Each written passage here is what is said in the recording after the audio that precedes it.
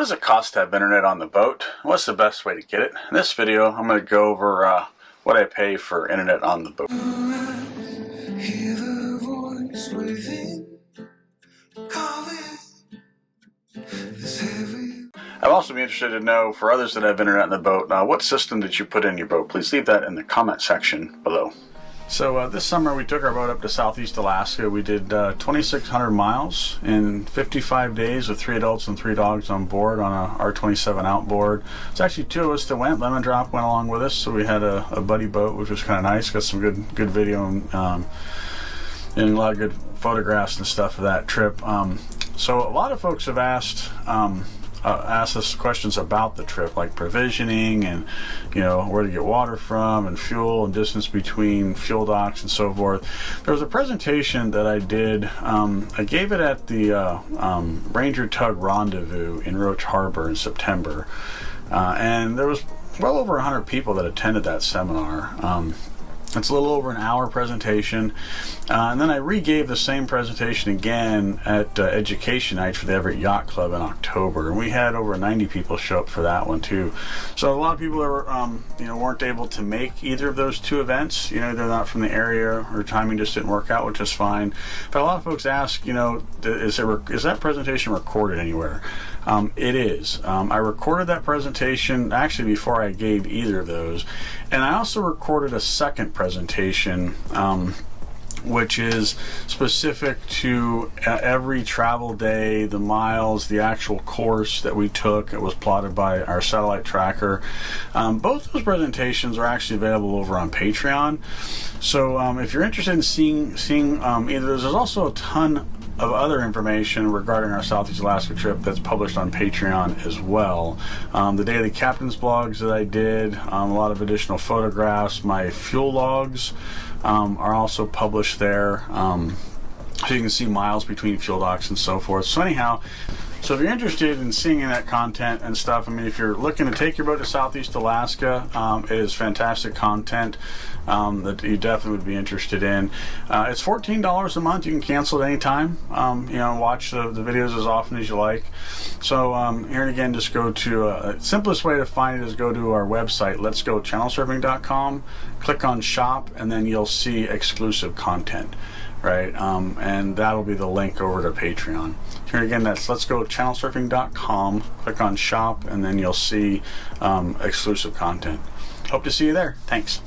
So to get good internet on the boat, first thing I had to start out with was a decent antenna. That's what this is right here. This is a Mobility 42G antenna made by Peplink, and I will tell you, it is phenomenal, the extended range and stuff that I get for cellular. So for the boat, my primary means of internet is through cellular, and I do that through my cellular router, which is mounted right there. I mounted them right there because these are directly underneath the mast, so I did not have to extend the antenna cables. When you extend the antenna cables, it definitely cuts the performance substantially on the ability to talk back to the cellular, to the cell towers. The router takes 2 SIM cards. It'll take up to 2. You don't need 2, obviously, but if you want a redundancy, or diversity, right? I used to run T-Mobile and AT&T, but when I got Starlink, Starlink is more expensive by a lot, both in power requirements and monthly bills, right? So for cellular, you generally spend about $50 a month for a SIM card. And you have a limited data plan, 50 gigs or 100 gigs, depending what carrier you go with. Starlink is an unlimited data plan, but it's $150 a month. And what I like about Starlink is I can turn it off and stop the billing for the months I'm not using it. So during the off season, I'll just suspend the billing, take Starlink off the boat, and not use it, and not pay for it either. Cellular isn't as nice on that, so generally to turn off cellular, you got to actually cancel your service, and then to turn it back on, you got to reestablish, and there's usually like a $25 or $30 setup fee. So it's not as easy to turn on and turn off month to month. But cellular pulls 6 watts. Starlink pulls 50 to 75. That's a huge delta in power consumption. That matters a lot when I'm at anchor or I'm tied up to a dock that doesn't have shore power. The other thing is the antenna for cellular is absolutely waterproof, so I can use it while I'm underway. I can use it in the waves. Whereas Starlink is a water-resistant antenna, and I don't run it at all if I'm underway. Starlink also has different billing requirements if you're underway, which will make it more expensive to have to buy priority data. The cellular works underway and doesn't cost me anything. So generally speaking, we run cellular most of the time, right? And Starlink I bring out on occasion and use it mainly during the boating season. All right, and it's a good compromise, economical usage of the two. For our Southeast Alaska trip, I used AT&T because that's the dominant carrier for cellular all through Southeast Alaska. Back here in the Puget Sound, I actually canceled AT&T. I just run T-Mobile now. Because I need that for the San Juans and Puget Sound where I operate within, and then Starlink is my backup. So if I go to Canada, during the summertime, I bring Starlink and just use Starlink all through Canada.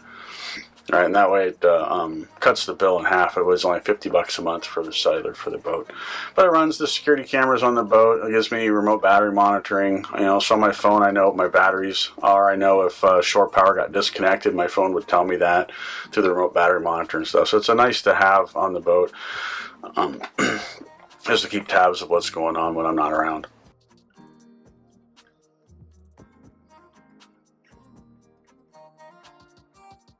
And if you have any comments or questions, please leave them in the comment section below. Thanks for watching. If you enjoyed watching this video, click the screen to watch another.